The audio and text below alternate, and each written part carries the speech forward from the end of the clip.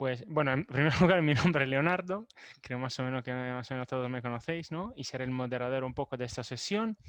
Y Diego Apelianiz, es ingeniero de camino por la Escuela de Madrid, de la Politécnica, y trabajó entre 2014 y 2017 en FECOR Ingenieros Consultores, donde empezó a aplicar técnicas de diseño paramétrico en proyectos como la escultura de Cristina Iglesias, que yo también he estado bastante metido y tengo recuerdos muy bonitos de esta etapa. Y después se fue y me dejó a mí con ello. Eso es lo que realmente pasó.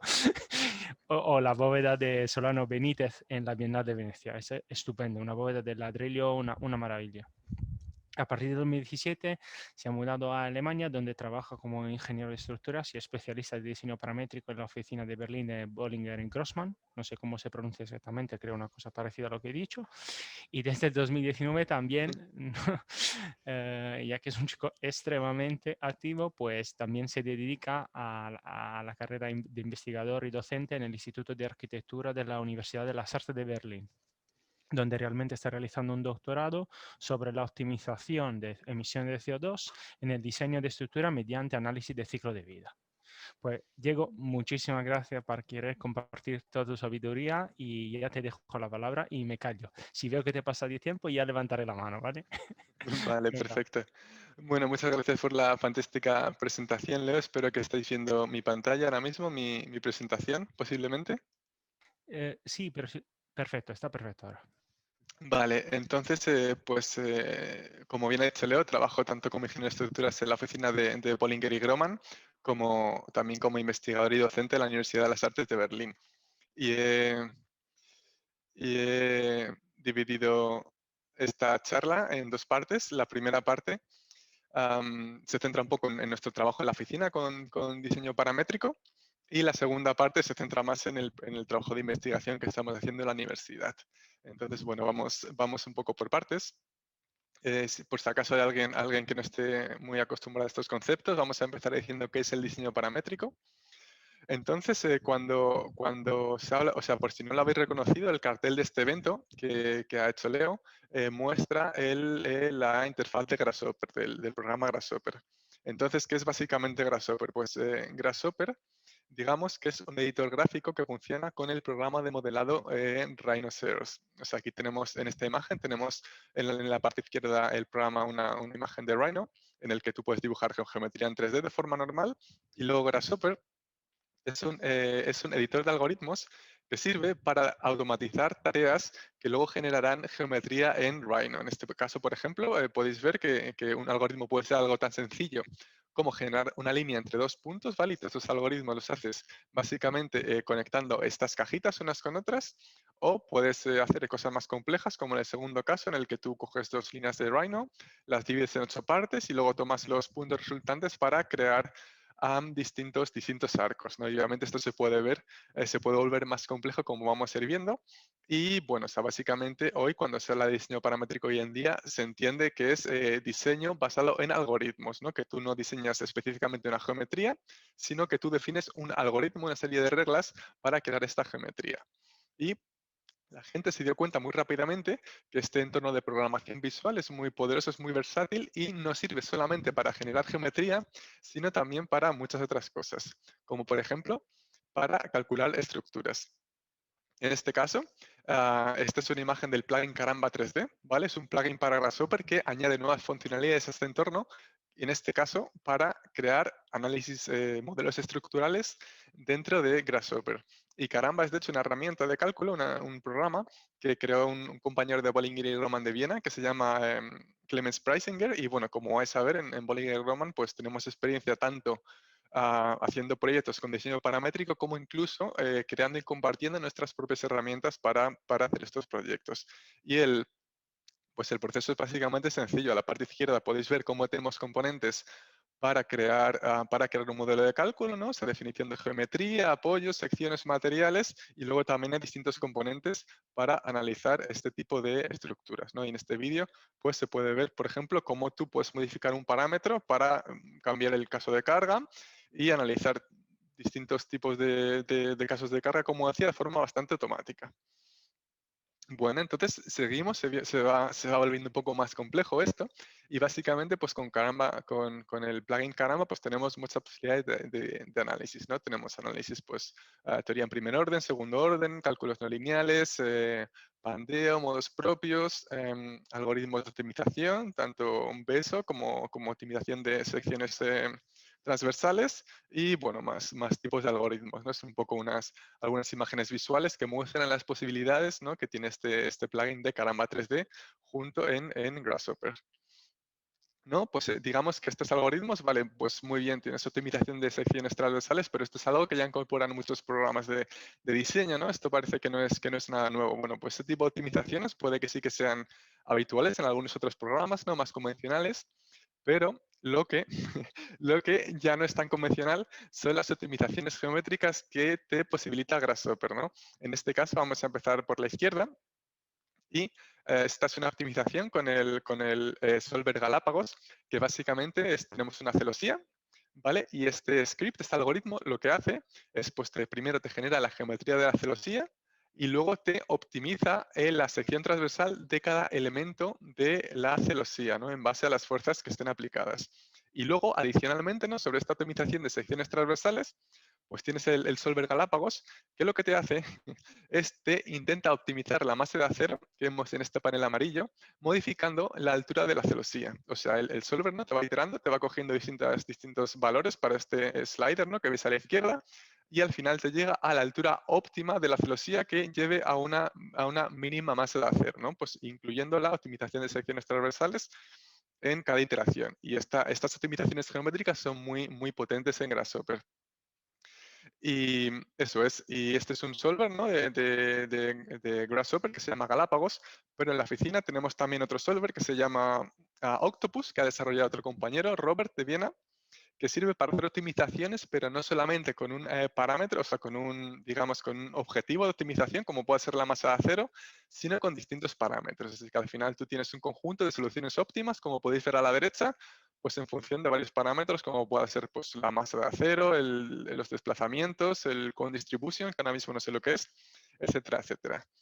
Entonces, bueno, digamos, esto es un poco una introducción al cálculo de estructuras con Grasshopper y con Caramba y con nuestras herramientas. Y ahora pues vamos a ver un poco qué proyectos se pueden hacer, ¿no?, con este tipo de enfoque de diseño paramétrico. ¿Vale? Pues estos digamos que son los orígenes, los primeros proyectos con geometrías, digamos, complejas, con formas libres de la oficina. Aunque, y bueno, y vamos por orden cronológico. En el primero es en el año 98, es unos cines que hay en Dresden, y aunque la geometría es complicada, no es una de las primeras estructuras con formas libres que se crearon en el mundo, pero aún así no había todavía software de diseño paramétrico. Esto era todavía pues, modelado en CAD de forma convencional, ¿vale? O sea, había esta necesidad de formas libres, pero todavía no había métodos para automatizar estos procesos. Luego el siguiente proyecto es esta burbuja del BMW para una feria de Frankfurt, y que también pues que se utilizaron geometrías complejas y que también pues digamos una fachada de doble curvatura, y también se tuvo que pensar en el proceso de fabricación. Y en este caso el software de trabajo fue Autodesk Maya, que no sé si lo conocéis, pero es un software de animación en 3D, ¿vale? O sea, la gente estaba buscando soluciones, ¿no?, para este tipo de proyectos que se querían crear. Para que tengáis una idea, esto fue de forma contemporánea a la construcción del Guggenheim en Bilbao, para el que Frank Gehry, el estudio de Frank Gehry, utilizó el programa CATIA, que venía de la industria aeronáutica, ¿no? Estaban buscando soluciones al final para este tipo de edificios. Y luego ya en el Kunsthaus en Graz, que podéis ver abajo a la derecha, ya utilizan algoritmos para diseñar esta estructura tan compleja, ¿no? O sea, para dar solución a esta geometría tan de doble curvatura, aunque todavía no existía Grasshopper. Entonces, en este caso se automatizó, pero creando los algoritmos mediante código, mediante un programa de código normal y corriente. Y, y bueno, y esto si os tenéis una idea, esto fue también contemporáneo con la cubierta del British Museum, que también lo hizo Chris Williams programando mediante código, ¿no? O sea, entonces había, digamos, intentos para aplicar diseño paramétrico, pero no fue hasta 2007 cuando salió Grasshopper, cuando empezó a pegar un boom, ¿no? Todo este tipo de estructuras. Y bueno, ya pues estos son, digamos, sigue evolucionando la estructura. Esto es un salto de 10 años, ¿no?, trabajando con diseño paramétrico. Y esos son algunos proyectos icónicos de la oficina de Bollinger y Grohmann. Por un lado tenemos a la izquierda del puente el Skyline Bridge en el aeropuerto de Frankfurt. Pues bueno, los arquitectos querían hacer un una pasarela icónica, ¿no? Para el aeropuerto de Frankfurt en Berlín y, pues digamos que se eligió una distribución de las diagonales de esta celosía que fuera de forma un poco aleatoria, pero por supuesto también optimizada y eficiente, ¿no? Para que los costes del proyecto fueran realistas. Y obviamente no tenemos mucho tiempo para hablar del proyecto, pero aunque este sea diseño paramétrico con distribución un poco aleatoria, etcétera, etcétera, hay que pensar muy bien los detalles, los nudos, la cruce de las diagonales, o sea, digamos, todo tiene que tener una lógica, no solamente es conectar unos componentes de Grasshopper con otros. Y luego un poco parecido fue, bueno, el enfoque por lo menos fue el proyecto del Banco Central Europeo, que se acabó en 2014 en este edificio de Frankfurt, que todo el mundo lo conoce por las noticias. Y bueno, pues aquí se puede ver cómo la arquitectura del edificio era ya compleja, ¿no? Tienes unos cuadriláteros en planta que forman dos edificios que van rotando según van subiendo en altura. Y para conseguir un suficiente arrastramiento en sentido perpendicular, digamos, pues tienes estas diagonales que conectan los núcleos de los dos edificios. Y se optimizó de forma que pues, minimizara los desplazamientos y una serie de criterios. Y al final se llegó a esta distribución de las diagonales que se puede percibir cuando tú ves el edificio, ¿no? Marca un poco, ¿no? La estructura también define la silueta del edificio y me parece bastante interesante esta idea. Y bueno, y otro proyecto que quería mostrar es el Rolex Learning Center de Lausanne, que creo que, por cierto, aparecerá en la próxima presentación, pero por un motivo distinto. Y, pues es un proyecto también bastante icónico, ¿no? De la oficina, pues en el que tenemos este tipo de cáscaras y es un proyecto pues muy interesante y muy exigente, ¿no? Aquí tienes el modelo de Sophistic, que por cierto lo hizo una mujer, un ingeniero que se llama Agnes Weiland de la empresa, que es una de los socios de Pollinger y Grohmann.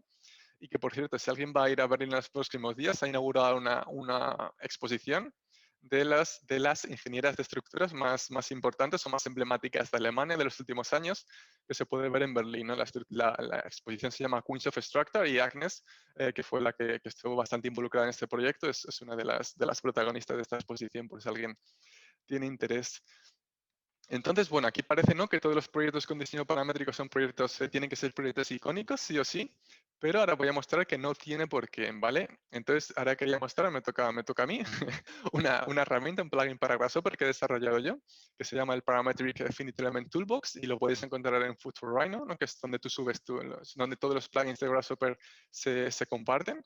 Y bueno, tiene ya casi 1000 descargas y la valoración es bastante buena, o sea, estoy bastante contento y básicamente consiste, es parecido a Caramba. Tú utilizas Grasshopper para crear modelos de cálculo, pero estos modelos de cálculo no se calculan dentro de Grasshopper, sino que se exportan al programa de cálculo RFM, ¿no? O sea, tú tienes RFM, que es un programa de comercial y pues, que también tiene sus posibilidades de cálculo bastante potentes.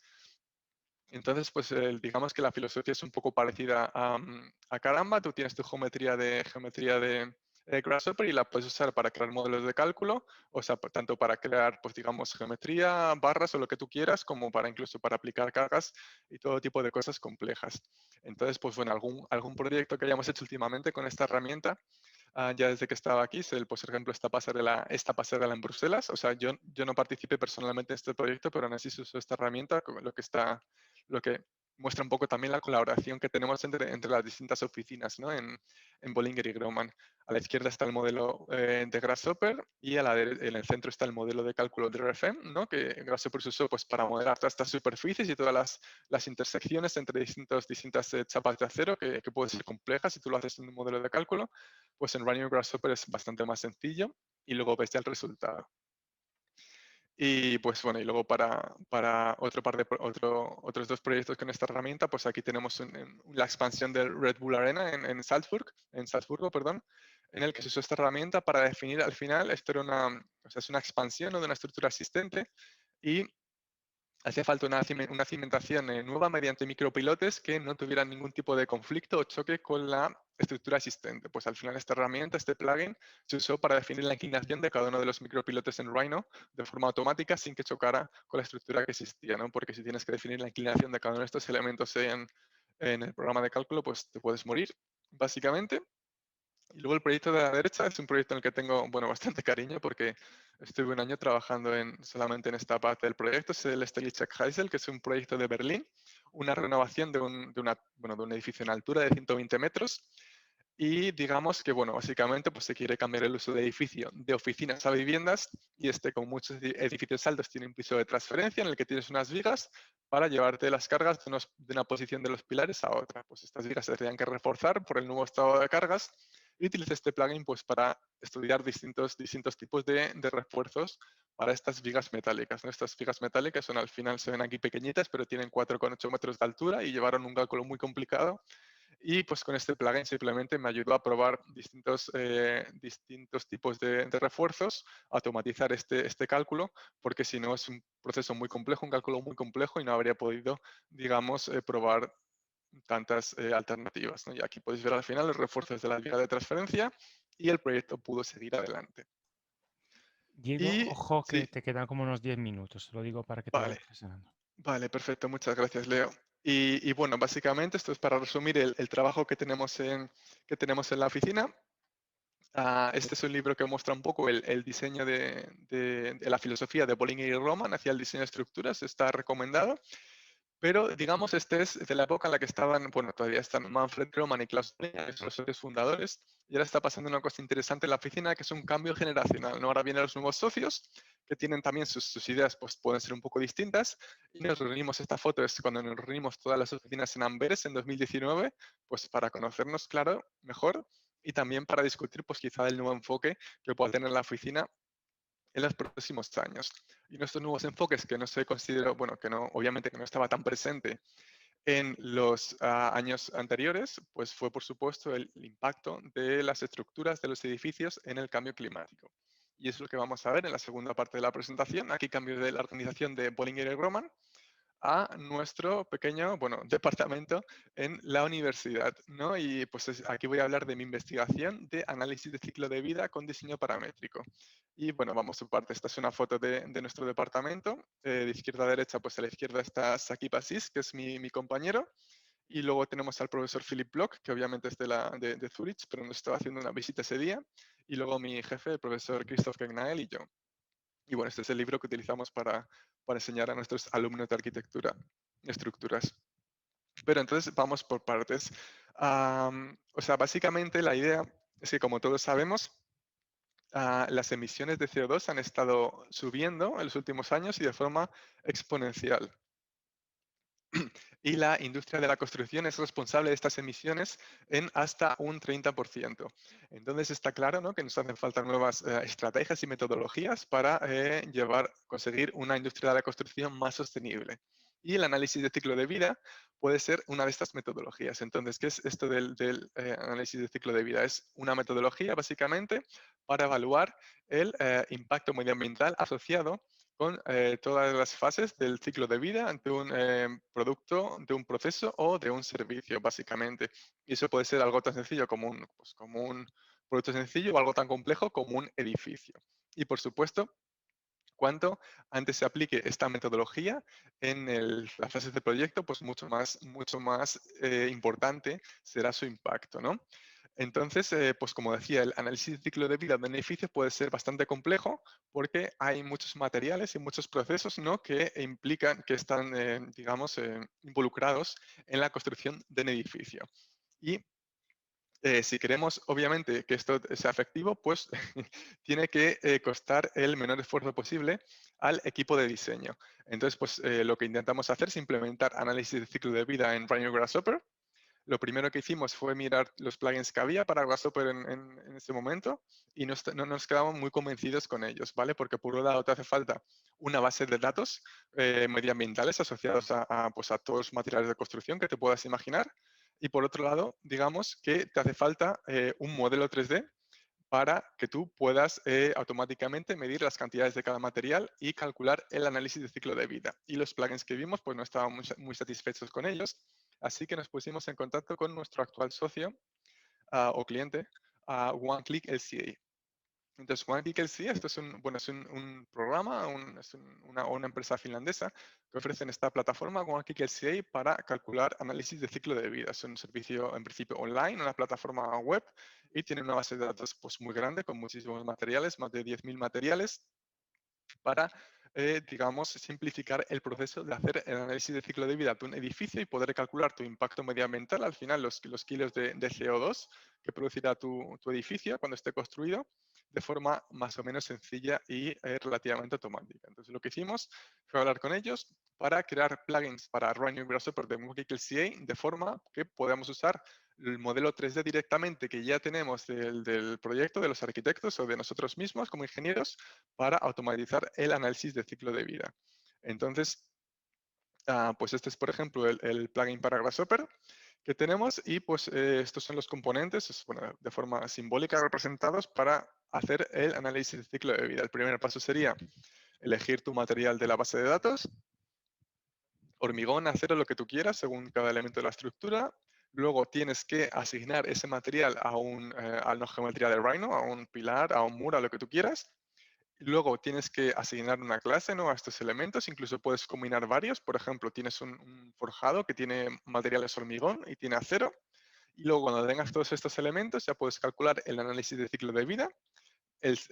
Mandas tú los datos al servidor de OneKickLCA y te devuelve el valor del CO2 de tu edificio. Y luego el plugin pues también te ofrece una posibilidad de visualizar los resultados de forma gráfica en Grasshopper, como puedes ver. Y bueno, y lo que hicimos, ya me queda poco, 2 minutos, es básicamente utilizar un case study para, que era una oficina de Berlín, para intentar, pues bueno, cómo funcionan estas herramientas. Se ve muy bien, pero ¿son efectivas realmente? Entonces, implementamos estas herramientas en el proceso de diseño de estas oficinas en 2 fases. Primero hicimos un estudio local de los forjados del edificio, para lo que investigamos 3 alternativas, las 2 primeras de madera y la siguiente de acero. Entonces podéis ver los resultados en la parte central de la pantalla que tuvimos con OneKickLCA y pues digamos que al final llegamos a la conclusión de que la primera variante con madera era más sostenible, producía menos CO2 y no solamente eso, sino que el CO2 que se almacena en la madera también es muy positivo, ¿no? Y esos datos los puedes conseguir con OneKickLCA porque los tienen automáticamente guardados en la base de datos y por eso nos decidimos por la primera opción de forjados de madera. Em, y luego implementamos obviamente estos forjados en el modelo 3D, hicimos el análisis de ciclo de vida del modelo 3D, exportamos los datos a OneKickLCA y OneKickLCA tiene un benchmark, ¿no?, una comparativa que te dice con tu edificio, pues si el resultado en comparación con otros edificios similares es bueno o es malo. Y al final, pues obtenimos una nota B, que debe de ser buena, así que nos quedamos satisfechos y pues dimos por bastante positiva esta experiencia de aplicar análisis de ciclo de vida al diseño de estructuras. Y bueno, y para finalizar, pues los plugins de OneKickLCA se pueden combinar con otros plugins, ¿no?, que ya hemos visto, como puede ser Caramba para cálculo estructural. En este caso se está optimizando este forjado, ¿no?, que ya hemos visto en el proyecto, digamos, para minimizar las vigas y el forjado, o sea, la masa de vigas y forjado para que minimice, lo repito, esta optimización minimiza las emisiones de CO2 de la estructura, pero teniendo en cuenta que las deformaciones, por supuesto, resultantes estén dentro de los límites admitidos. Y luego también puedes utilizar el plugin Octopus, como decía, para hacer una optimización, pero no solo de emisiones de CO2, sino también relativas a coste, desplazamientos, o sea, eh, digamos, comportamiento estructural, etcétera. Y bueno, esto es un poco básicamente lo que quería presentarle en mi trabajo de diseño paramétrico. Y pues solamente para finalizar, que si le ha parecido algo interesante y quiere involucrarse más en el diseño paramétrico, si ha parecido interesante, pues tenemos una plataforma online que se llama Design Upgrade, en la que tenemos muchísimos cursos, tanto de diseño estructural como de diseño paramétrico, todo lo que queráis, en donde, pues para aprender para el que tenga ganas. Obviamente hay muchos recursos en YouTube, en Internet de forma gratuita, que recomiendo, pero aquí tenemos nuestros recursos más compactos, más enfocados a, digamos, pues, profesionales de la industria. Así que bueno, eso era todo por mi parte. Voy a intentar parar el compartir pantalla, no sé cómo se hace. Perfecto. así, aquí. Perfecto, Y Diego. Muchísimas gracias, ¿eh? Yo por lo menos tengo, no sé, 35 preguntas, pero la verdad que está muy bien y no conocía eso de los cursos, ¿eh? ajá, Entonces, si te parece, damos la palabra a David. David, te presento antes y luego hablamos un poco, ¿vale? Hay por muchas supuesto. cosas interesantes. Pues David López López es doctor por el ETH de Zurich, donde ha hecho su doctorado en el el BRG, el Block Research Group. Es un arquitecto por la UPM, por la Escuela de Madrid, y con máster en tecnología de la arquitectura en la rama de diseño y análisis por la Universidad Politécnica de Cataluña. Y luego el máster en análisis de construcción histórica de fábrica, que es el SAC básicamente, ¿no? Por la UPC, es Universidad de Minho, uno de los mejores másteres que hay en el mundo sobre esta temática. Ahora es profesor desde hace muy poco, lector, que entiendo es el equivalente de ayudante a doctor en el sistema, por ejemplo, que aquí, en el Departamento de Tecnología de la Arquitectura de la UPC, y es socio fundador del estudio de la arquitectura MAP 13 de Barcelona. Y finalmente decir que su investigación se centra en la construcción y el diseño, análisis y optimización de estructuras abovedadas de fábrica, hormigón y compuestas. David, muchísimas gracias por estar aquí. La verdad que es un placer porque sé que lo voy a disfrutar Muchas mucho porque gracias. tenemos muchos puntos de contactos y ya te cedo la palabra, ¿eh? Y gracias. Muchas gracias. Gracias por la invitación. Es un placer estar aquí. Y bueno, empiezo. Luego ya comentamos, ¿no? También todo lo de Diego, que también tengo alguna pregunta, me ha parecido súper interesante. ¿Estáis viendo ya la pantalla? Sí, ¿Sí? Vale. A ver. Vale, muy bien. Bueno, mi presentación de hoy se llama De la tradición a la innovación, diseño y análisis de estructuras funiculares eficientes. ¿Por qué se llama De la tradición a la innovación? Pues porque mi trabajo, aunque bueno, incluye diferentes partes, en gran parte está motivado, influenciado, inspirado, digamos, en el pasado, ¿no? Y una imagen que quiero mostraros es esta, que es de unos planos que pude estudiar en Nueva York, en la Universidad de Columbia, donde tienen todos los archivos de los Guastavino, que para quien no los conozcan, eran padre e hijo, ¿no? Que emigraron desde España hacia Estados Unidos, y allí patentaron lo que se conoce aquí como la bóveda tabicada o volta catalana, bóveda catalana.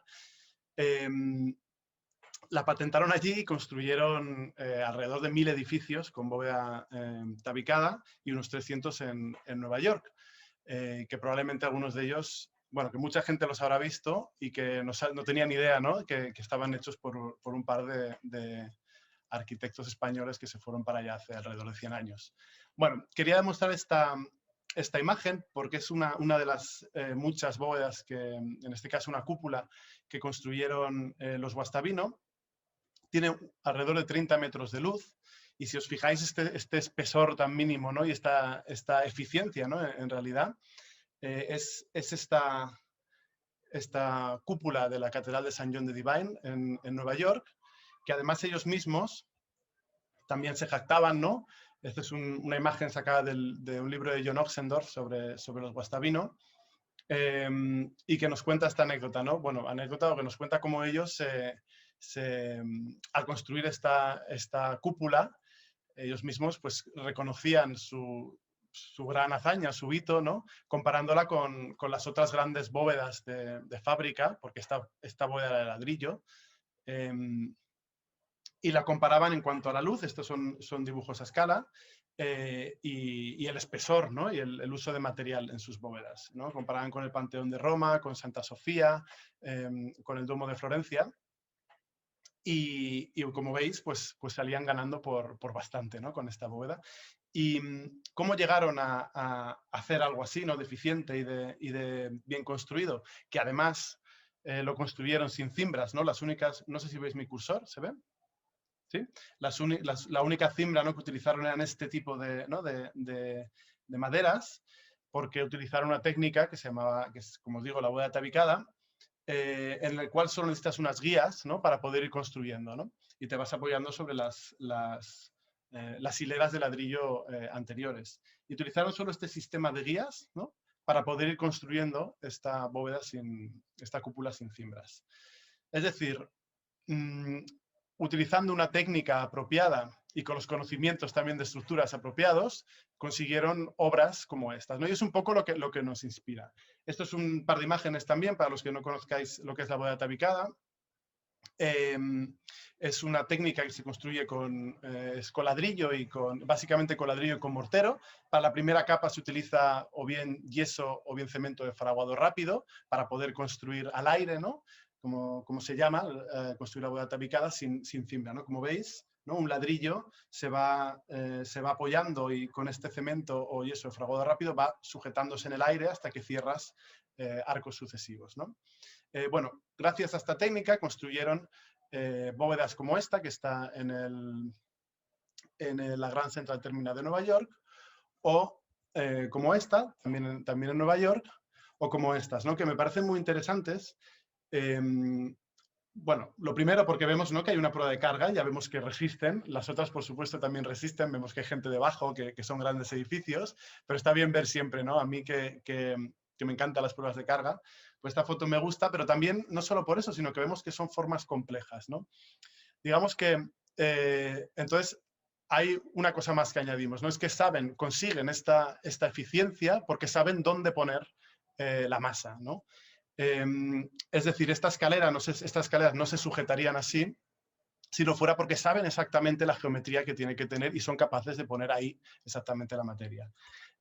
Esto ellos lo conseguían gracias a herramientas como la estática gráfica, ¿no? Utilizaban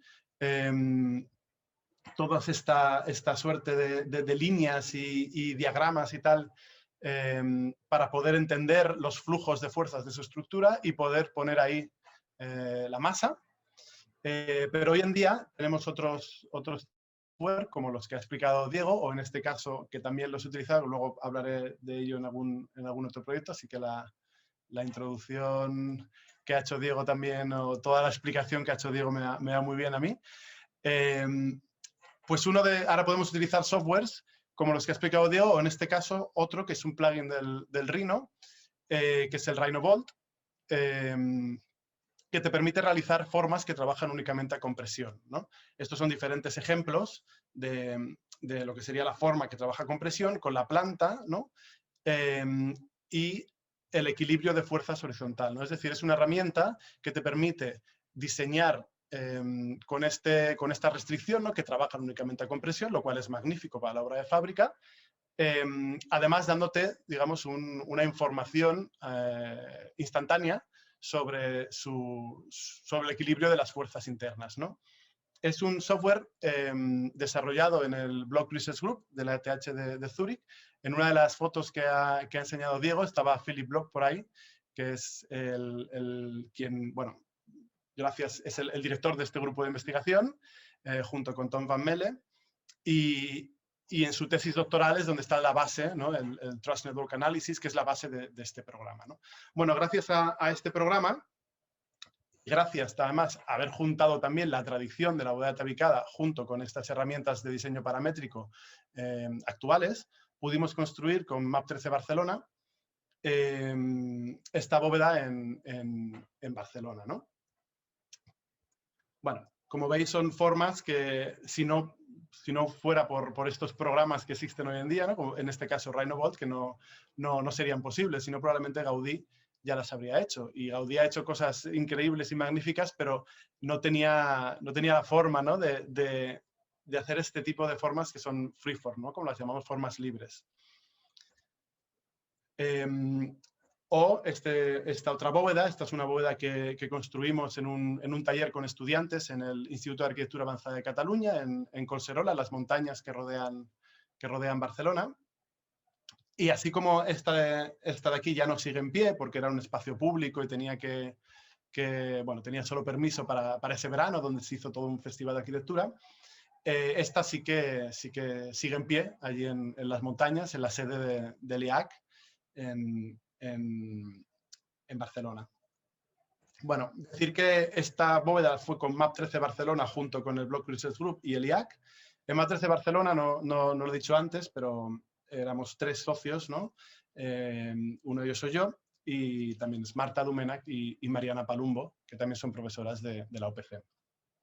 Bueno, esta es otra de las bóvedas que construimos. Y ahora vendrá también una de las imágenes que decía Diego que vendría, ¿no? Después de esta. Pero es porque una vez que vemos, ¿no?, que somos capaces de construir estas formas con bóveda tabicada, que no necesita encofrado, necesita un cimbrado mínimo. Es verdad que necesitamos unas guías, pero necesitamos algún tipo de cimbrado, pero muy poco, muy pequeño, ¿no? Nos planteamos, o me planteé yo en mi tesis doctoral, si estructuras como estas, ¿no?, este puente, que son completamente atractivos, ¿no?, para el diseño actual, son contemporáneos, pero necesitan un encofrado, como los que vemos abajo, ¿no?, que luego se desperdicia, ¿no? Es mucha cantidad de material y, de hecho, en el análisis del ciclo de vida, ¿no?, se tiene en cuenta, y hoy eso nos puede contar mejor Diego, ¿no? Y digamos que es un coste tanto medioambiental como económico para este tipo de puentes, ¿no? O sea, para este tipo de construcciones. Otro ejemplo es este, y con esto lo que vengo a decir es que estos iconos de la arquitectura, que son edificios magníficos, que son edificios que tienen detrás un esfuerzo increíble y un avance, ¿no?, en la arquitectura y la ingeniería. Bueno, en este caso también se construyó, ¿no?, con un encofrado, como se hacen todos estos edificios de hormigón, como ya conocéis, pero lo malo es que acaban en la basura estos encofrados, ¿no? Entonces, una de las cosas que hay que plantearse también es cómo podemos construir este tipo de edificios, que son imprescindibles en la arquitectura contemporánea, de una forma más sostenible, ¿no? Pues en este caso mi tesis doctoral trata también sobre cómo utilizar la bóveda tabicada con una sección pues como esta, ¿no?, la típica de la bóveda tabicada, que se puede construir sin un encofrado continuo, solo con un cimbrado mínimo. Cómo podría servir de encofrado integrado, encofrado perdido, pero también estructural, porque la bóveda tabicada es un elemento estructural, para estructuras compuestas, ¿no?, de hormigón armado con bóveda tabicada, fábrica y hormigón armado. Ya con vistas a utilizar este sistema, ¿no?, también en el Ayuntamiento de Barcelona nos encargó un par de proyectos que lamentablemente no han sido construidos, pero que ya apuntábamos un poco a poder utilizar armadura, ¿no?, combinar la armadura, la fábrica y quizá hormigón en este tipo de estructuras, ¿no? Y entonces íbamos un poco más allá y además con la ayuda de estas herramientas paramétricas podíamos diseñar estructuras como estas, en las cuales ya vemos que la fábrica necesita un armado para este tipo de voladizos, ¿no? Una de las ventajas que nos da armar la fábrica es esta, y otra, utilizando bóveda tabicada como encofrado perdido, es esta también, ¿no? Este es el segundo de los proyectos que nos encargó el Ayuntamiento de Barcelona. Es utilizarlo para grandes luces, ¿no? Una obra como esta, con una luz, ¿no?, para albergar un polideportivo como este, no podría ser o sería complicado hacerlo únicamente de ladrillo, ya que necesitaríamos un espesor muy grande, sería un peso muy grande. Sin embargo, si añadimos un armado, como se hace en cualquier obra, ¿no?, normalmente en muchas de las obras que se construyen, podríamos llegar, ¿no?, a hacer una cubierta como esta, pero utilizando la bóveda tabicada como encofrado perdido para ahorrarnos este gasto de encofrado, ¿no? Bueno, esto es un poco la investigación que realicé en mi doctorado, que tenía una parte más también de análisis experimental y también de desarrollo. Esta es mi tesis doctoral, que hago aquí un pequeño inciso porque también desarrollé unas herramientas paramétricas y basadas en el análisis límite, con el cual podíamos, ¿no?, ir modificando estas estructuras y modificando también el refuerzo de la estructura para ver estas líneas que nos representan las cargas y con otra representación también de, digamos, la capacidad que tiene esta estructura para contener estas cargas. Bueno, podemos diseñar estas estructuras tanto en 2 dimensiones como en 3 dimensiones, ¿vale? Bueno, este pequeño inciso simplemente para deciros que estas 2 herramientas aún no están disponibles en Grasshopper ni nada, pero sí que hay un par de artículos escritos. Quien esté interesado, pues me puede contactar, que le puedo pasar los artículos. Después de este pequeño inciso sobre herramientas, ¿no? que ya digo que aún no están en abierto, pero es una idea, ¿no? En algún momento poder sacarlas, ¿no? Volvemos de nuevo a otro dibujo también de los Guastavino, ¿no? Como hilo conductor, en el cual vemos una cúpula con estos tabiques rigidizadores, ¿no? Otro dibujo también de los Guastavino y una imagen de una bóveda que podía ser una construcción típica hace unos 100, unos 80 años en gran parte del Mediterráneo occidental, o al menos de la península ibérica mediterráneo, con bóveda tabicada y utilizando estos tabiques como rigidizadores. Estos tabiques funcionan de la forma que ahora os explico. Si veis una bóveda que esté bien trazada, frente a unas cargas homogéneas y permanentes, se comportaría muy bien, bueno, o permanentes o no, pero unas cargas homogéneas, ya que, bueno, no alteraría el rumbo de esta línea de empujes, que podría caer dentro de nuestra sección, haciendo que esta bóveda sea estable, ¿no? Sin embargo, para cargas puntuales o asimétricas, esta línea de empujes, digamos que se descompensa y se sale fuera de la sección, haciendo que esta bóveda tenga que trabajar a flexión o a tracción. Y si es una bóveda de fábrica, digamos que lo tiene complicado para trabajar a tracción. Total, que estos tabiques rigidizadores lo que permiten es que, bueno, es reconducir esta línea de empujes, ¿no? Y hacer la bóveda que aguante mucho más, digamos, para todas estas cargas a las que está sometida un forjado normalmente, ¿no? Con esta inspiración, de nuevo, hicimos este prototipo de forjado en el Block Research Group.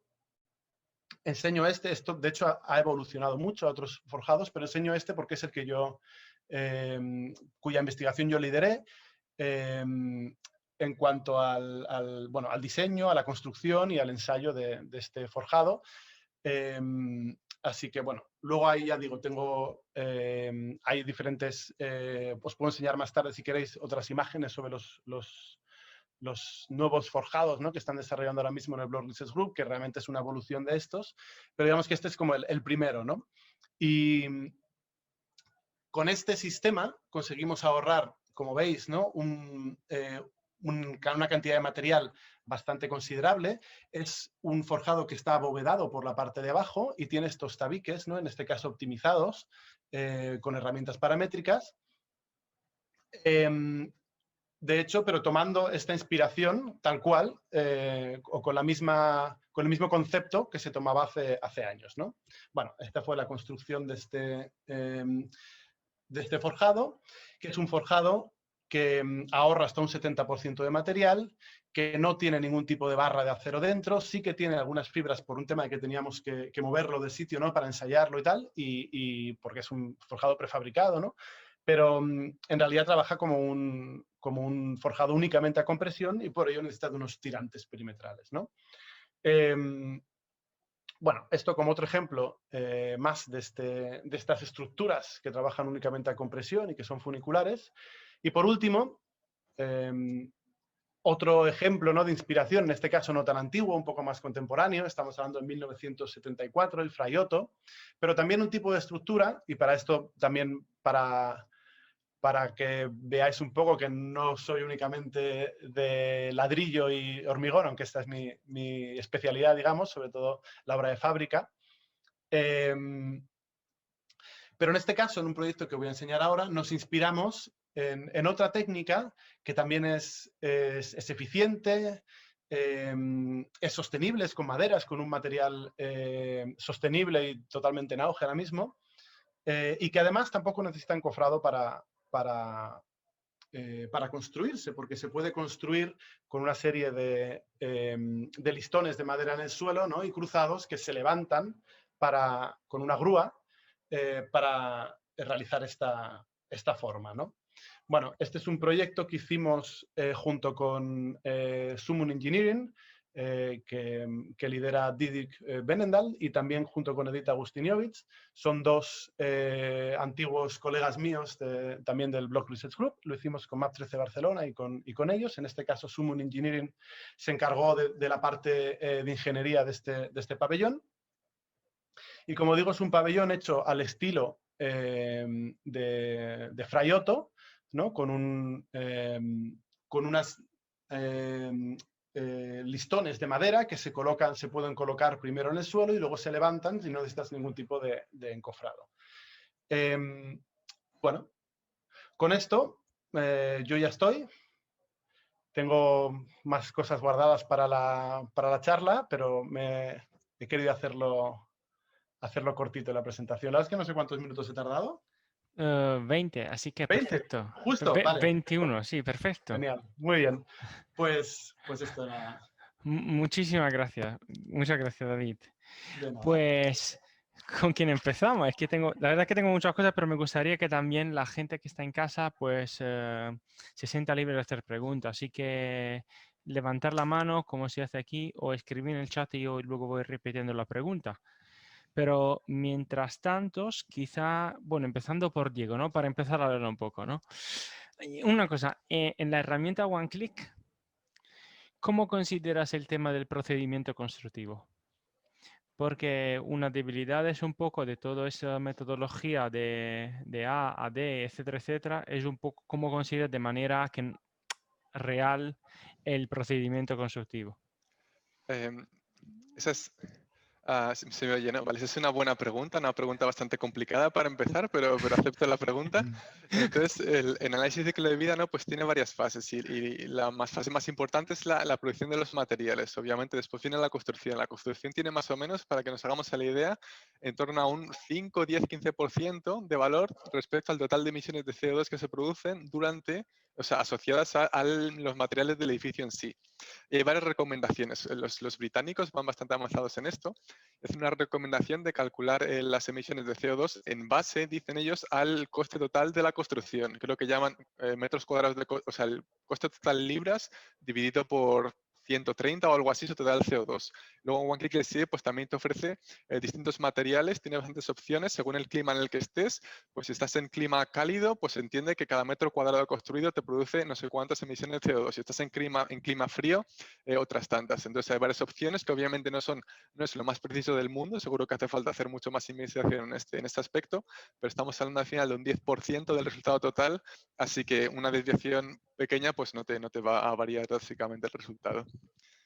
Comparto totalmente que eso es súper complicado, ¿eh? O sea, Sí. yo he hecho a propósito la pregunta porque sabía que no es nada fácil. Y creo que si en edificación efectivamente se puede utilizar un porcentaje, en obra civil es todavía mucho más complicado porque un autocimbra claramente tú lo puedes utilizar 50 veces. Entonces hay que ver un poco el coste, pero repartirlo por el número de veces que lo vas a utilizar. Bien, es un tema complicado y aprovecho para hacer otra pregunta.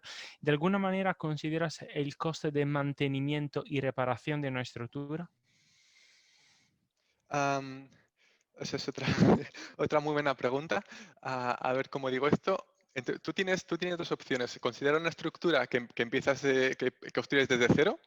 Entonces, ahí tú el tiempo de vida que consideras normalmente es más crítico el ciclo de vida de los elementos no estructurales, porque igual el parqué de un edificio o el aislamiento que pueda tener, hay que cambiarlo antes que hay que cambiar los elementos estructurales que al final se acaban cuando acaba el periodo de vida de la estructura, que es tu periodo de estudio.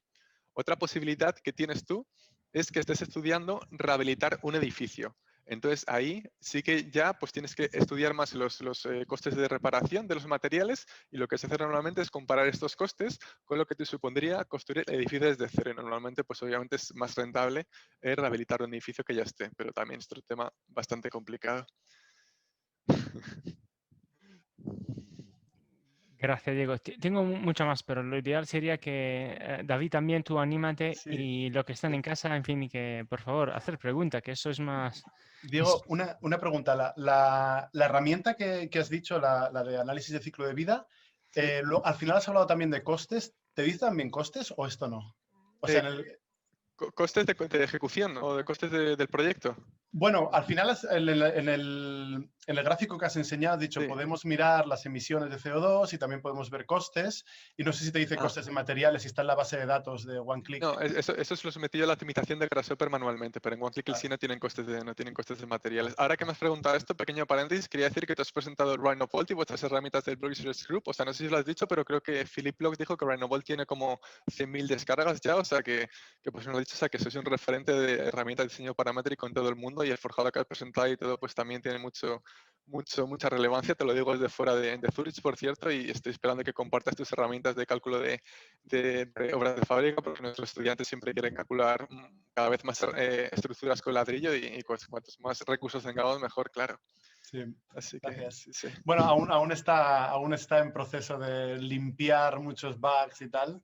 Así Sí, que sí, sí. aún no están abiertos, porque yo entiendo cómo va, pero aún no lo puedo poner abierto, pero me gustaría, si es algo que tengo en mente, y a ver. Sí, sí, sí. Bien. ¿Y qué te iba a decir? ¿La tuya, la herramienta esta de LCA, está en abierto? Esta sí, O sea, esta la puedes descargar. se puede descargar, vale. Lo que pasa es que para utilizarla Es que es te hace falta maravillosa, una licencia de OneKick LCA. O sea, no es vale, totalmente gratis. Tiene una versión gratis, pero no puedes usar los plugins entonces. vale, vale, vale, Pero sí se puede descargar vale, perfectamente. vale. Gracias.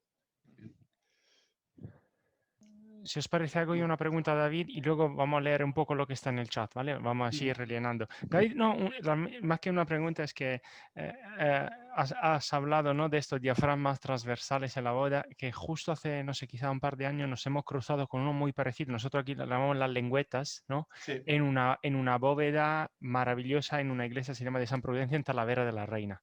Ujú. Entonces es una tecnología también muy utilizada aquí nosotros, y la bóveda esta, obviamente sin considerar la lengüeta, tenía una esbeltez de L partido por 100, ¿eh?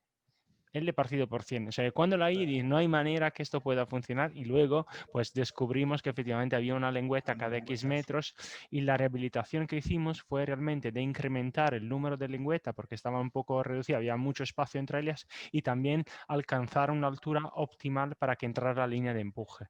Muy Luego te bien. envío un artículo, pero Vale, qué son bueno. súper útiles, la verdad. Además no pesan, a diferencia de relleno que son súper distribuidos y pesan mucho, Sí, pues la sí, sí. lengüeta tiene una cantidad bastante concentrada, ¿no? Sí, sí, sí, sí. Y luego te voy a hacer una pregunta un poco cabrón. Respecto al tema, no, lo forjado que eso que has presentado, ¿no? ¿Cómo solucionas el problema cuando los pilares, o sea, cuando la geometría de los pilares no es regular? Que a Ya. veces suele pasar. Bueno, yo por eso también decía, porque me imaginaba preguntas como de estas. Yo estuve en el primer prototipo y luego lo abandoné para meterme con mis bóvedas de ladrillo. Entonces, decir que ese prototipo funcionó muy bien, hicimos pruebas de carga y muy bien, pero claro, tiene su parte que hay que investigar aún, ¿no? Pero de hecho, ahí teníamos como diferentes opciones, ¿no? En este caso, además, no era totalmente rectangular, sino que tenía una pequeña variación porque quisimos hacer un forjado exactamente igual que uno que estaba planeado para un edificio que ahora mismo está en construcción en Dubendorf. Pero bueno, el caso es que, bueno, alrededor de los... Mira, voy a presentar una cosa y que ya tengo aquí unos PowerPoints preparados. Esto es de... Que te esperaba mi pregunta, vamos. No, bueno, no sé si contesto realmente a tu pregunta, pero, porque ya digo que yo no he seguido en ello y este tipo de problemas ya los identificábamos y no sé al final cuál es la solución que le han dado exactamente. Pero, a ver, pongo esto y comparto pantalla. Me la esperaba, porque ya me la hicieron también cuando presenté el paper de esto, lo presenté en un congreso y me hicieron una pregunta también parecida, ¿no? A ver, ¿cómo presento yo por aquí? Otra vez, compartir pantalla. Esto. ¿Lo veis? Sí. Vale. Este es el forjado. Vale, bueno, esas son pruebas de carga que hicimos y pruebas de carga que hicimos en este forjado, ¿no? Que la verdad es que se comportó perfectamente, ¿no? En este caso, los apoyos, bueno, con ese tipo de apoyos bien Claro, que no son estos pilares que tú decías, ¿no? Tu pregunta va en cuanto a que si los empujes no son tal cual, ¿no? En la dirección que tú quieres, que como... O más bien, los pilares tienen una geometría en planta un poco rara, porque la vida realmente es así, y vosotros, arquitectos, os lo pasáis muy bien a no poner las cosas donde tienen que estar. Y entonces, ¿cuánta flexibilidad tiene este sistema a un planteamiento no perfectamente regular en planta, ¿no?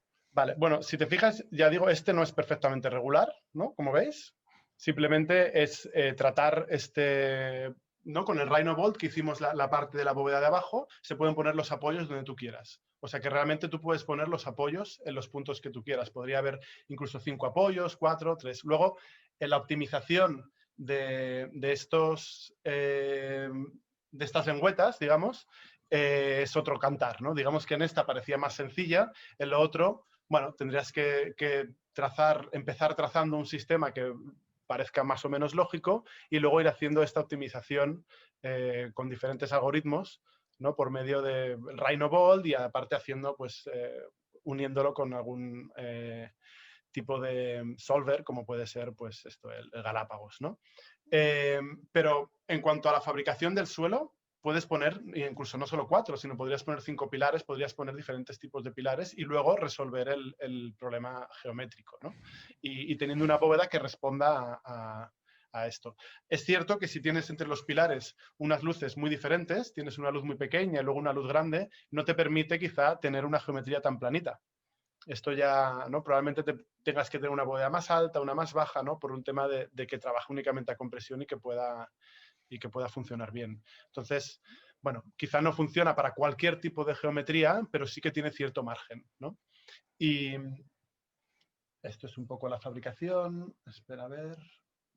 Es que como aún no habían enseñado lo de los tirantes, estos son otros prototipos que hubo más adelante, ¿no? Este es en la Bienal de Venecia. Y como veis, son, bueno, en este caso son también de geometría regular totalmente y tienen estos tirantes, ¿no? Que son los que absorben el empuje horizontal. Bueno, se está trabajando aún en ello y es verdad que no es tan flexible como pudiéramos desear, pero sí que admite cierta flexibilidad. Porque además, yo comparto totalmente que es el 70%. Cuando tú dices yo me ahorro el 70% de material, es que además Diego te va a decir que en su análisis de CO2 los forjados son los gran responsables del gasto energético del edificio. Entonces, Eso ahorrando es. el 70%, quizás te ahorras el 50% de todo el edificio, que Sí, no está sí. nada mal. Y además que no solo esto, sino que este forjado que veis aquí es un forjado que está impreso en 3D está impreso bueno, esto es una maquetita pequeña, pero con arena, ¿vale? Este de aquí está impreso con arena. Y es cierto que tiene unos cuantos problemas de este forjado en particular, ¿no? De mantenimiento y tal, pero aguanta muy bien. ¿Por qué? Porque trabaja únicamente a compresión. Y este tipo de estructuras, ¿no? De cáscaras y de bóvedas tienen, como sabéis, tensiones muy bajas, ¿no? Así que puedes utilizar otro tipo de materiales que no sean hormigón, que sean, al bajar los requisitos de resistencia, puedes abrir el abanico también de posibles materiales a utilizar. Así que se pueden utilizar otros materiales que sean más sostenibles que el hormigón o un hormigón que no tenga, bueno, no sé si que no tenga cemento, porque tenga menos cemento, que utilice cal, otros tipos de hormigones que ahora se están investigando, lo cual reduciría aún más la huella de carbono. Y en el prototipo anterior, lo que sí que es de hormigón, que es como he entendido que sí que habéis utilizado fibras, ¿no? En el que hicimos, en este que hice yo, vamos, en este sí que utilizamos fibras, este de aquí. Metálicas. Sí, metálicas en este caso. Y en este de aquí no recuerdo qué utilizaron. Hay un paper escrito sobre esto, así que se puede mirar, pero no sé qué tipo de fibras utilizaron. Creo que sí que hay fibras por un tema eso del manejo, ¿no? Y del movimiento, pero para que no sea tan delicado, ¿no? Que aguante un poco, ¿no? Que tenga un poco de resistencia a tracción, pero no sé exactamente qué tipo de fibras usaron. Vale, perfecto. Muchas gracias, David. Pues, si os Nada. parece, ya me callo y vamos leyendo un poco lo que está en el chat y luego si sobra tiempo, A quizá ver, que dejo de compartir, a ver si consigo... bueno, la primera creo que Diego ya la has contestado, ¿no? Veo. Sí, la A primera la he Francisco. contestado, pero luego creo que hay otra pregunta que se refiere también a ella, que es si se emplean criterios de optimización mediante algoritmos genéticos No sé si tiene que... no sé si, bueno, no sé si se refiere a la optimización con secciones transversales, pero ya puedo enlazar la pregunta.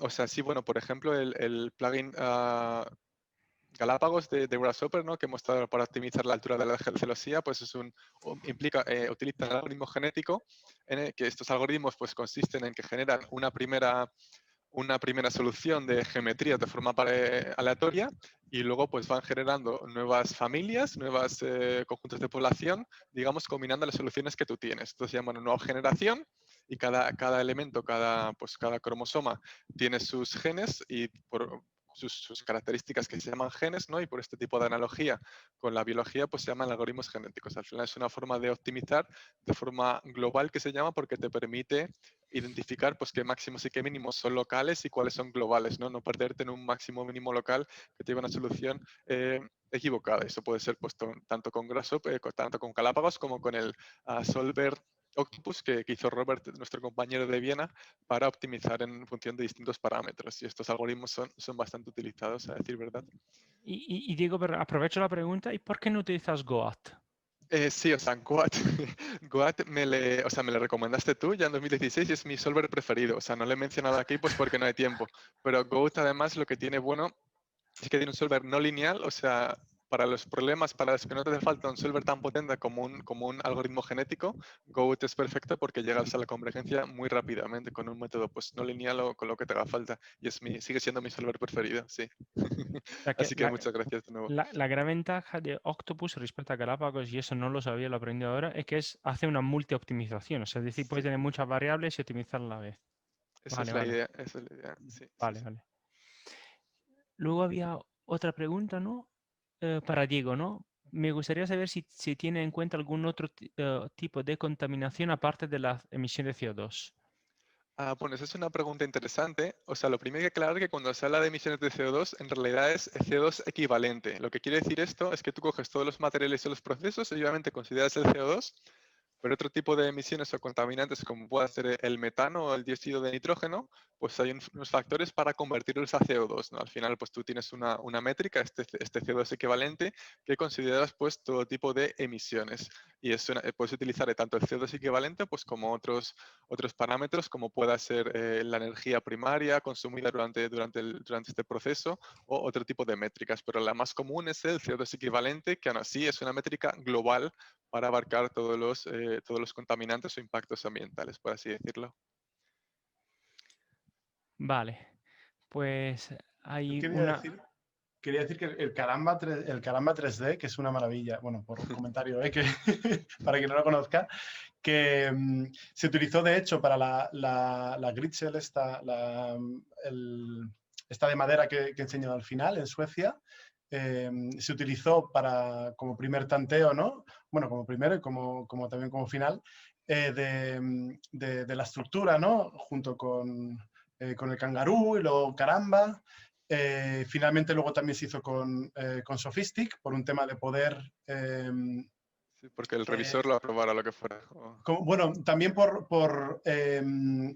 poder darle a las listones de madera una tensión inicial por el tema de que han sido doblados, ¿no? Y esto Ya, con ya. Sophistic sí que, bueno. Pero bueno, una maravilla. Y aparte, y ahora me gustaría empezar como muy, digamos que sin profundizar mucho, pero empezar por falta de tiempo, no por otra cosa, pero empezar a enseñarlo a mis estudiantes, darle alguna clase, por lo menos para que vean de, oye, esto está, y empezar a hurgar por aquí, que ya digo que no tengo mucho tiempo de meterlo en el temario, pero yo creo que alguna clase sí les daré de, oye, mira, esto está aquí, y empezar a mirar y seguramente... David, nosotros una cosa que hicimos aquí en Caminos es que yo daba como un pequeño taller, pero eran como 3 o 4 sesiones a 15, 20 alumnos interesados, sí, o sea, que estuvieran un poco fuera de la asignatura, ¿no? Y quien quería, pues, para aprender. Entonces hacía como una... Es que a mí, caramba, me encanta y además lo tengo validado con el SAP, con el Sophistic, es decir, que es verdad que funciona bien, porque a veces no confiamos mucho en nuestro programa nuevo, pero que está muy bien, está muy bien. Y entonces hacía una celosía, una torre, un atirantado, o sea, cosas de diferente tipología para demostrar que efectivamente funcionaba bien. Hay una pregunta que creo que es para Diego de Jefferson, que dice que nos puede comentar algo respecto al diseño paramétrico cuando se considera las acciones sísmicas. No sé si Ajá. eso, Diego, tú lo consideras, ¿no? Sí, sí, bueno, obviamente tienes que considerarlo cuando tu estructura está en zona sísmica. Lo que pasa, por ejemplo, con Caramba es que en Caramba todavía no está el análisis sísmico implementado, pero por ejemplo en RFM sí que lo tienes implementado. No hay plugins como el mío, el toolbox que yo tengo, que sí que te permite conectar Grasshopper con un programa comercial que sí que tenga, pues digamos, este tipo de comprobaciones más complejas como análisis sísmico. Y de hecho también tengo yo tengo un canal de YouTube, por si quieres ver, búscame con mi nombre, en el que tengo varios ejemplos de diseño paramétrico conectado con ETABS y algunos de ellos implican pues el análisis sísmico, ¿no? Que tú puedes automatizar la comprobación del análisis sísmico de un edificio mediante programación tanto en Visual Basic como con Grasshopper, por supuesto. Para acabar, quería decir que enlazando con David, pues que para que las estructuras sean eficientes sísmicamente hablando, pues cuanto menos masa tengan mejor. Y de hecho, cuando hicimos la bóveda con Solano para la Bienal de Venecia en 2016, hubo un terremoto en Italia bastante importante y la gente, los carabinieros se alarmaron con la bóveda, la precintaron tal y cual, que no se caiga, que no pase nadie por debajo, que parece muy delicado, cuando al final tenía muy poca masa, ¿no? Por ser una bóveda de ladrillo relativamente esbelta, así que seguramente era el edificio de Venecia al que menos le había afectado el terremoto. O sea que optimizar la masa también es muy, muy importante y ya sea con diseño paramétrico como quieras, claro. Yo confirmo al 100% lo que dijo Diego, lo que ha dicho Diego, porque además estuve en la Biennale justo después del sismo y entonces efectivamente pusieron una cinta porque no se podía acercar a la bóveda que hiciste vosotros y la verdad era una maravilla, ¿eh? Y iba a añadir una cosa sobre la pregunta de esta persona, que hay una investigación, David, creo que tú eres consciente, en Princeton de hace unos muy pocos años, donde han hecho una búsqueda de la forma de arcos para considerar no solo el peso propio, sino la acción sísmica. Es decir, definir la geometría perfecta de arcos, ahora ya hablamos de proyecto, no realización de estructura, para que tuvieran la geometría mejor posible, optimizada, por así decirlo, considerando acciones estáticas y acciones sísmicas. Hay una pregunta, Diego, también para ti. ¿Conocéis algún plugin de Grasshopper para optimizar que esté basado en algoritmos metaheurísticos que no sean genéticos? Yo no tengo ni idea. O sea, algoritmos metaheurísticos, digamos que eso es básicamente como un proceso de decisiones. Bueno, ahora mismo, honestamente, no sé responder a esta pregunta, pero no conozco ningún plugin basado en algoritmos metaheurísticos en este momento. Y yo digo, sí que te quiero hacer otra pregunta. Con respecto ahora a la herramienta esta que has desarrollado para transformar la información de Grasshopper a información que es digerible para el software este, la herramienta es bidireccional. Es decir, cuando tú haces modificaciones, porque luego no ¿puedes volver atrás o tienes que actualizarlo toda vez el modelo? O sea, tú, digamos, puedes importar datos tanto del programa de cálculo a Grasshopper, tanto datos de geometría como resultados. Lo que pasa es que no se guardan todos los cambios del modelo, o sea, no es una herramienta mágica, pero por ejemplo sí que se puede usar para optimizaciones. No es tan rápido como Caramba, porque tienes que pasar los datos de Grasshopper al programa de cálculo, pero puedes optimizar celosías, puedes utilizar todo tipo de comprobaciones que ofrezca RFM, que pueden ser incluso más complejas, ¿no? De las que te pueda dar un plugin de O sea, que Grasshopper. tienes el plugin tiene una lectura de output del software elemento finito, ¿no? Sí, sí, eso es. Vale. Y ya para acabar, o sea, una funcionalidad que usamos mucho en la oficina es importarte el modelo de cálculo con secciones transversales para crear automáticamente una visualización en 3D de Rhino del modelo de cálculo, que es también muy, muy chulo y que anima a todo el mundo a que vea. Vale, vale, entendido. ¿Alguna pregunta más desde casa? Sí, ahí está bastante alto el nivel de, de las preguntas. Yo aprovecho para hacer otra. Hay esta pasarela o un puente, no sé muy bien lo que es, que has mostrado como al comienzo, que Donavation ha hecho como una suerte de optimización de las barras, ¿no? De la ubicación de las barras. Mi pregunta es, soy un poco crítico con esto porque en general los nudos luego son complicados, se complican mucho. Entonces me pregunto si habéis considerado como unos nudos, no sé, como un catálogo de nudos de alguna manera y luego habéis adaptado la ubicación de las barras a este catálogo de nudo, o simplemente lo que manda son las barras y luego cada nudo es diferente. O sea, eso es una buena pregunta. Yo sé que en este proyecto los nudos fueron una parte muy importante porque además ese puente es para un vehículo no tripulado. Quiero decir, es casi como un pequeño trenecito, por lo que hay muchos problemas de fatiga y los nudos son un punto importante. Pero, y o sea, en este proyecto se creó las diagonales de forma un poco paramétrica aleatoria por exigencias arquitectónicas. Pero creo que no hay catálogo de nudos, que todos los nudos, o sea, tú tienes, se calcularon de forma paramétrica, de forma independiente. Vale, o sea que todos los nudos son diferentes entre ellos. Vale, vale, vale. Y quería hacer una cosa, decir una cosa, David. David, es que todo lo que cuentas tú me parece muy parecido a lo que decía Eladio Dieste. O sea, además de Guastavino, me parece que tiene una referencia extraordinaria que es Eladio Dieste, ¿eh? Sí, Es sí. que, Bueno, el ADD este a mí me fascina. es que- Lo que es la diferencia es en la técnica constructiva del tema de los encofrados, ¿no? Que él utilizaba encofrados. Para él bueno, conseguía tantos encargos y consiguió hacer todas estas cosas, todas estas obras maravillosas que hizo, porque él repetía el encofrado, ¿no?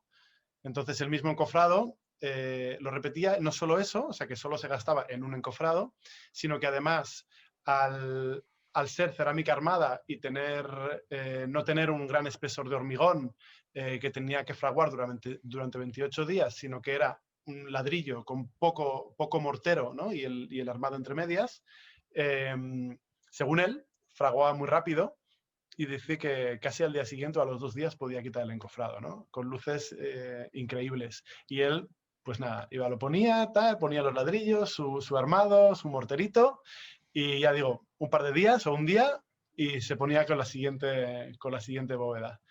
Pero, claro, a mí me gusta el tema de utilizar la bóveda tabicada, no exclusivamente, pero bueno, que me parece que es interesante por el tema de ahorrarse el encofrado o de hacer un encofrado mínimo, y te permite esta versatilidad formal y tal. Pero claro, él es un referente, Eladio Dieste es un referente increíble. Es una de las razones también por las que uno puede mezclar, ¿no? O la que uno dice, oye, pues me voy a meter aquí el armado que Guastavino no podía hacer todo esto que hacía Eladio Dieste, ¿no? Pero si juntas las dos, dices, pues mira, si entre Eladio Dieste, Guastavino y Candela y tal, dices, oye, hay que beber un poco de todos y ver qué sale, ¿no? Totalmente de acuerdo. Digo, una ultimísima cosa, es que has presentado en la diapositiva 1, creo, la Catedral de St. John's the Divine.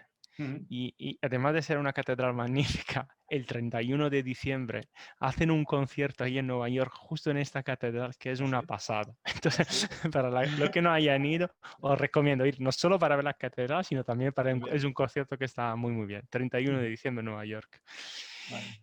Y creo que no hay más preguntas desde casa, entonces si queréis lo podemos dejar así. Pues, pues muchísimas gracias. La verdad que aprendo muchísimo de todo lo que habéis presentado. La verdad que me gusta mucho porque me siento muy cercano a esos temas, ¿eh? Y muchas gracias por mi parte, por parte de todos los que están en casa, ¿vale? Sí, Muchas gracias por la invitación, ha sido un placer.